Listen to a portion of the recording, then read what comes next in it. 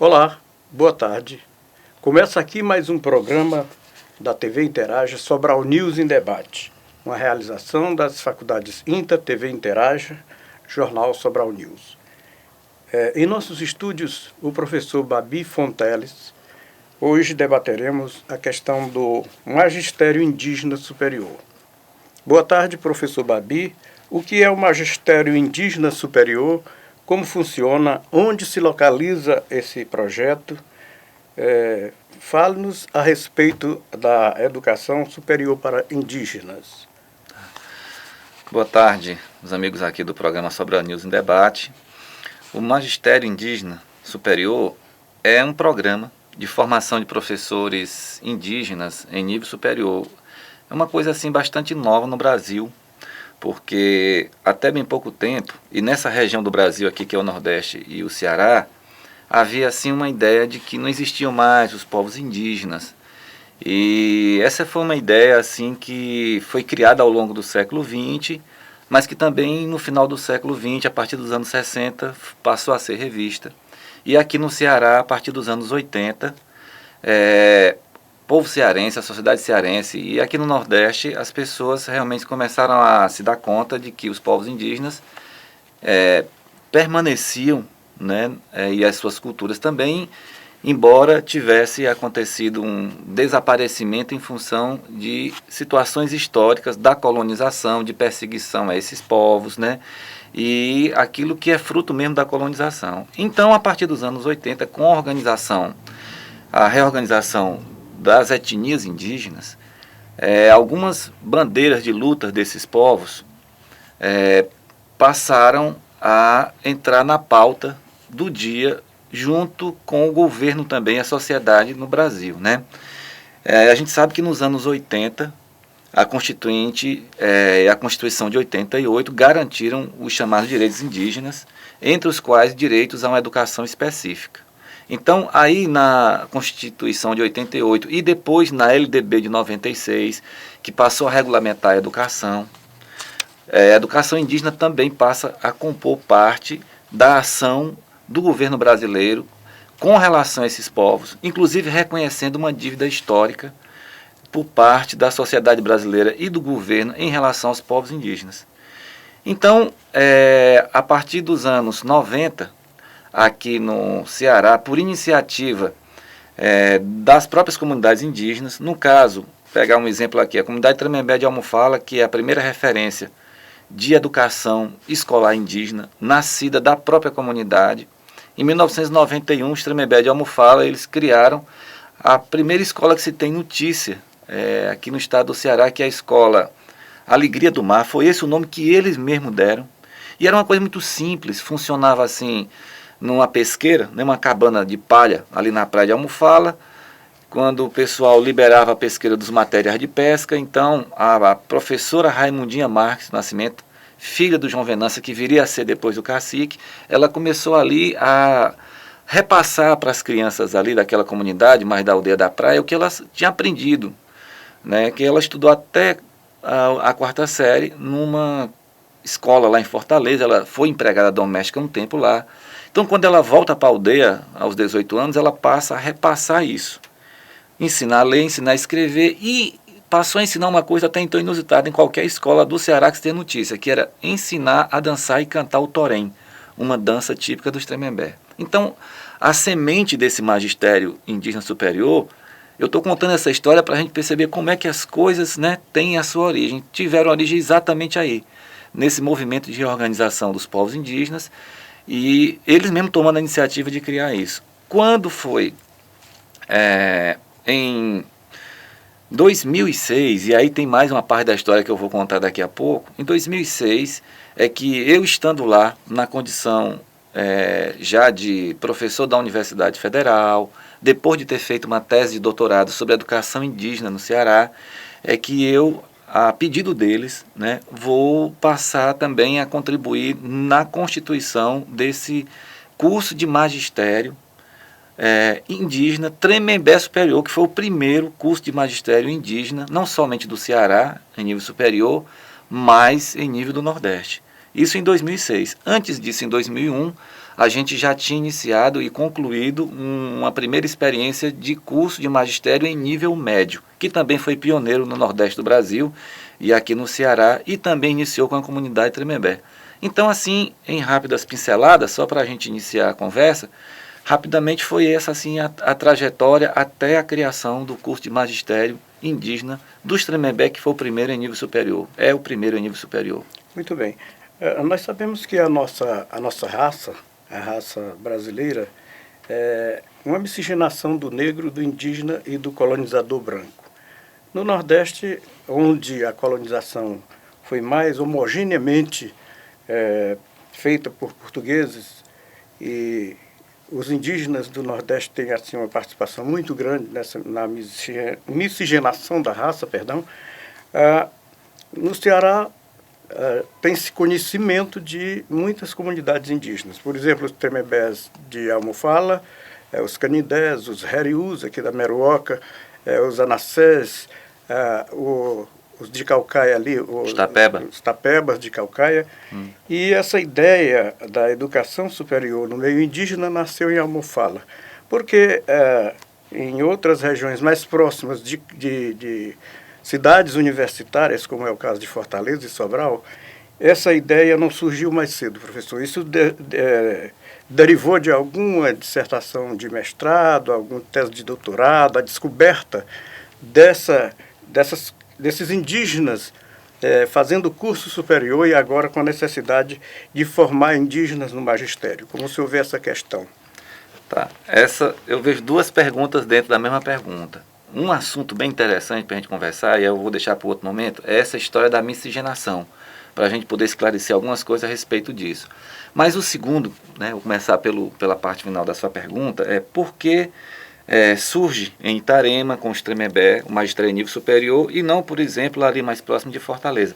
Na verdade, existe mesmo, eu não só no entorno da grande Fortaleza, mas em outras regiões do Ceará, aqui mesmo para esse lado de cá da Serra da Ibiapaba, Crateús, Monsenhor Tabosa, Novo Oriente, Poranga, aqui em cima da terra, recentemente em São Benedito, existem comunidades indígenas que estão se organizando, inclusive já com escolas diferenciadas, com prédios, inclusive, construídos pelo governo do Estado, a partir de verbas do Ministério da Educação. Quer dizer, existe toda uma trajetória já de conquistas e de realizações por parte dessas comunidades e na relação com as instituições de governo responsáveis pela educação.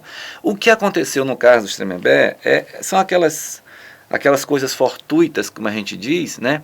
Aconteceu de eu estar lá. A partir de 98, eu iniciei um mestrado em educação pela Universidade Federal e havia exatamente decidido estudar como objeto da minha dissertação de mestrado a educação diferenciada indígena, que era uma coisa assim extremamente nova, estava nascendo ali. Para você ter uma ideia, em 97 é que começou o que eu chamo assim, o boom das escolas indígenas no Ceará, porque em 91, a experiência da Alegria do Mar, da Escola Primeira Indígena do Tremembé, ela se encerrou em 92.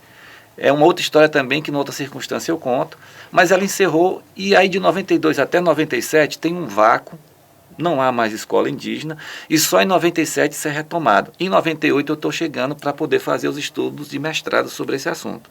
E a partir daí a coisa realmente ganhou, e não foi somente eu, mas tem outros atores, né, não só a Universidade Federal, na época eu como estudante da Universidade Federal do mestrado, mas outros atores interagindo.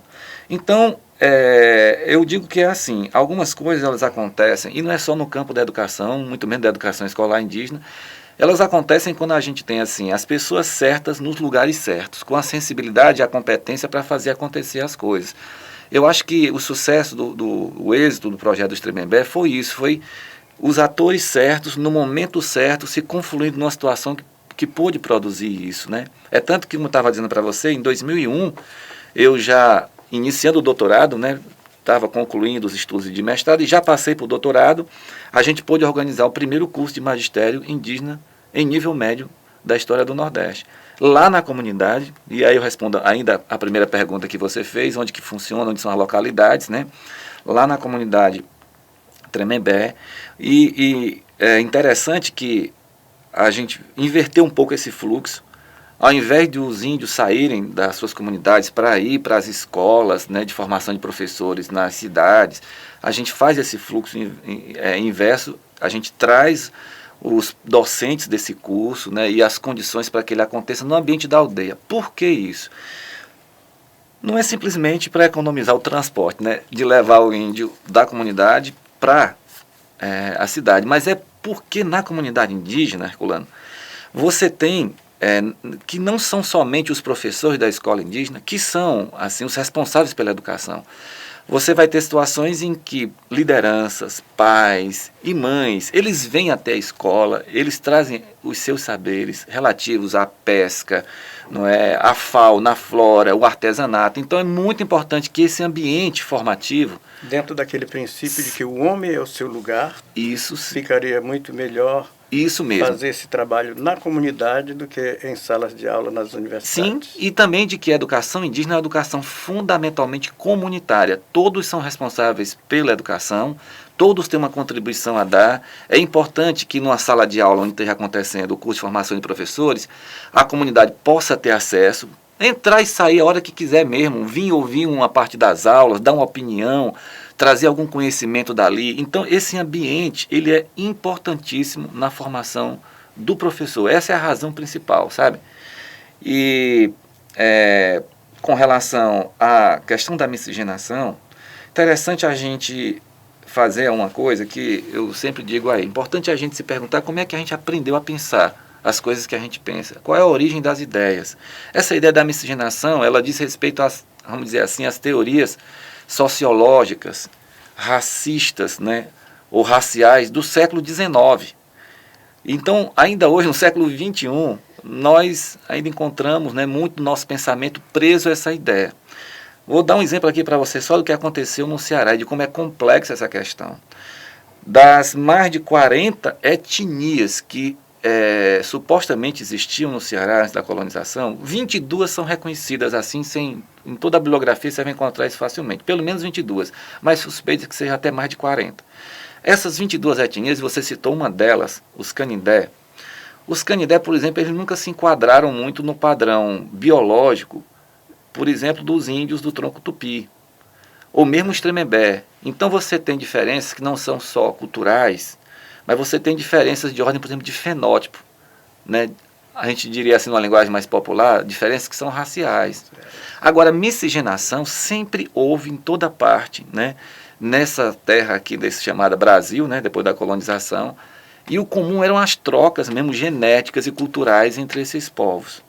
E mais ainda, a partir do momento em que os colonizadores passam a andar por aqui, também durante um certo tempo, os primeiros 50 anos da colonização, era muito comum e desejavam essas trocas, inclusive por parte dos índios. Chegava um marinheiro desses aí de fora, a primeira coisa que eles faziam era ceder alguma mulher, né, para que essa pessoa pudesse se integrar à aldeia. Então isso era comum. Depois de 1549, com o projeto de colonização se efetivando no Brasil, é que se tornaram problemáticas as relações entre índios e colonizadores mesmo, né? Porque aí já passaram a escravizar os índios, passaram a perseguir, passaram realmente a ter um projeto de tomada dessas terras.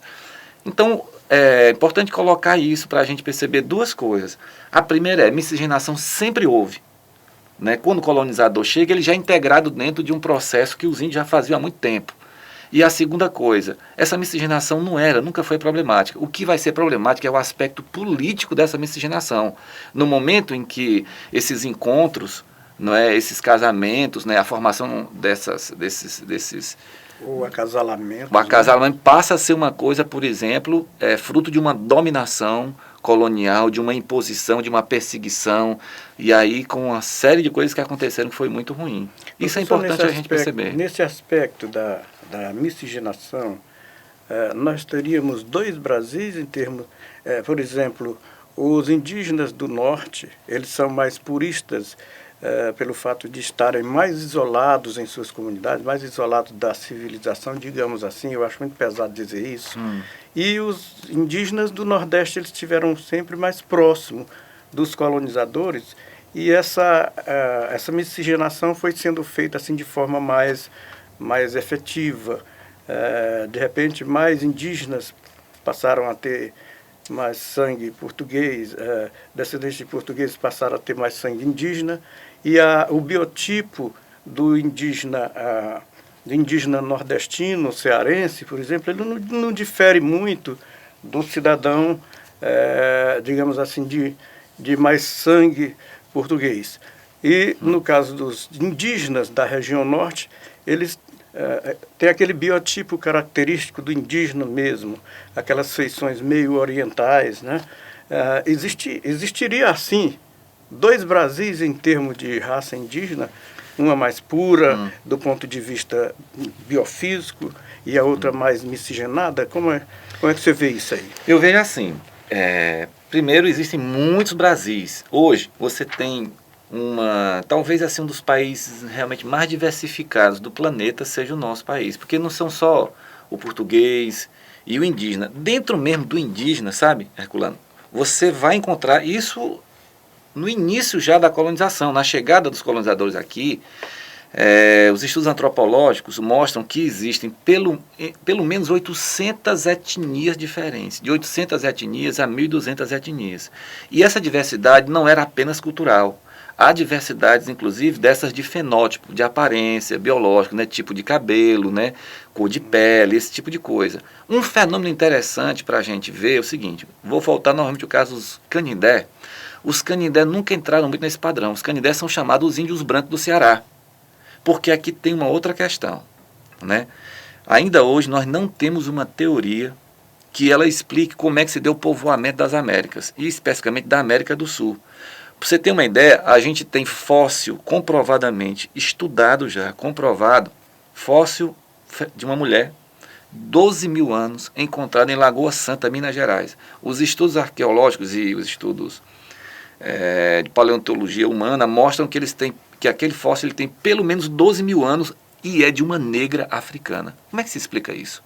Eu não estou falando da colonização, 500 anos para cá, e a escravidão dos africanos, não. Estou falando de 12 mil anos atrás. Olhe bem, já tinha presença africana no Brasil. Em que escala é isso? A gente não sabe dizer ainda. Então nós temos presença, inclusive, de outros grupos, de outras partes do mundo que com certeza chegaram às Américas. E não foi só pelo Estreito de Bering. Tem um conjunto, né, de trilhas para chegar às Américas. E nós não temos explicação do porquê que os Canindés são os índios brancos do Ceará. E por que há uma diversidade biológica entre esses povos. E não são só os da Amazônia, né? Aqui no Nordeste mesmo, como estou dizendo, e o caso do Ceará, você já tem essa diversidade biológica. Então os estudos no futuro deverão nos auxiliar, né, a ter uma explicação para isso. E ao mesmo tempo volto a insistir, as trocas biológicas, genéticas e culturais eram o comum, né? Eventualmente podia haver disputa por um território, mas o comum era esses índios trocarem mesmo cultura, genes e tudo mais. E o que eu acho que é importante é a gente centrar essa discussão, nessa conversa, esse debate, em torno do que vem a se constituir, não é, essa diversidade no Brasil. Porque o problema dos índios da Amazônia não é apenas que ficaram mais isolados, não é só por essa razão que eles mantêm mais esses padrões. Isso diz respeito à própria constituição biológica desses povos. O caso do Nordeste tem uma explicação relativamente simples. Por que os índios do Ceará, né, e do Nordeste em geral, eles aparecem mais mestiçados? Por uma razão óbvia, porque foi o Nordeste a porta por onde começou mesmo a colonização, o massacre desses povos, a imposição cultural, não é? A materialização de um decreto, vou só pegar um deles, o decreto pombalino do século XVIII, 1750, se não me falha a memória, que impunha que índio não podia mais casar com índio, tinha que casar com branco, né? Não podia mais falar sua própria língua, não podia mais botar nome de indígena nos filhos, tinha que batizar e botar nome de santo, né? De preferência, claro, em português. Então daí São José, São Pedro, São Raimundo e o cearense, só para você ver, olha o nome do cearense, os maiores nomes tem, Francisco, José, Raimundo, Pedro, tudo nome de santo. Então, isso explica o porquê que aparece hoje, né, século XXI, o cearense com uma coisa bem engraçada, né? Você percebe o quanto é forte e viva ainda a tradição cultural dos povos indígenas, na prática, inclusive, das classes médias e classe alta no Ceará. dos chamados supostamente, né, brancos do Ceará, que não existe branco no Ceará, muito pouco mesmo, né? O que existiu foi uma imposição colonial, né? Mas o que existiu mesmo foi essas misturas aí, certo? Inclusive culturais. Isso é um processo complexo, mas o que importa é a gente perceber o seguinte: as trocas culturais não são problemas, a não ser quando elas são, como foram durante a colonização, quando elas são frutos de uma imposição, sabe? Isso é que é ruim. E não é só com os índios do Ceará, não. Isso é com qualquer povo do mundo inteiro. Quando um povo domina o outro e obriga o outro a seguir certas regras de comportamento, de valores. Professor, mas vamos falar um pouco do seu trabalho. Nosso Sim, programa já está se encaminhando para o seu final, mas ainda há tempo do senhor focalizar aí como é que é esse seu trabalho nesse projeto Magistério Indígena Superior. Tá. Herculano, acho que fundamentalmente meu trabalho foi de auxiliar, abrir as portas da Universidade Federal. E aí, como a Universidade Federal foi e é pioneira nesse programa aqui no Ceará, né, e no Nordeste, então o meu papel foi na condição de um pesquisador que se interessou por essa questão da educação, da formação escolar, né, de professores indígenas. Então foi de abrir a universidade para perceber que era possível sim fazer formação de professor indígena com um currículo inclusive diferenciado, né, uma modalidade de curso realmente diferente, que considerasse os valores, a cultura, os saberes próprios das comunidades indígenas, e não é só dos Tremembé. Eu fiz isso com outros povos também, né? Nós criamos 2 cursos dentro da Universidade Federal, buscando exatamente dentro dessa mesma metodologia realizar o curso na aldeia, com a participação da comunidade. Muito bonito o processo de você ver uma comunidade inteira, criança, jovem, mulher, homem, gente que não sabe ler nem escrever, muita gente que não sabe ler nem escrever, mas se apropriando dessa discussão, do debate sobre o que é a educação escolar, como construir uma escola indígena favorável às lutas do povo indígena, porque a escola indígena tem esse papel, não é só ensinar a ler e escrever, ela prepara as novas gerações indígenas para esse contexto de hoje, que não é o de 1500 atrás. Então não adianta querer esperar que os índios voltem a 1500, passem a andar nu e tal, não é isso que está em jogo. O que está em jogo é como se relacionar com essa sociedade que está aí, o mundo, não é só nem o Brasil, é o planeta Terra. Né? Como é que esses povos podem preservar, dar continuidade aos seus projetos culturais, aos seus valores culturais, dentro desse contexto de hoje. Então, o meu trabalho está ligado a isso. Foi, inicialmente, criar curso de formação de professores em nível médio e logo depois em nível superior.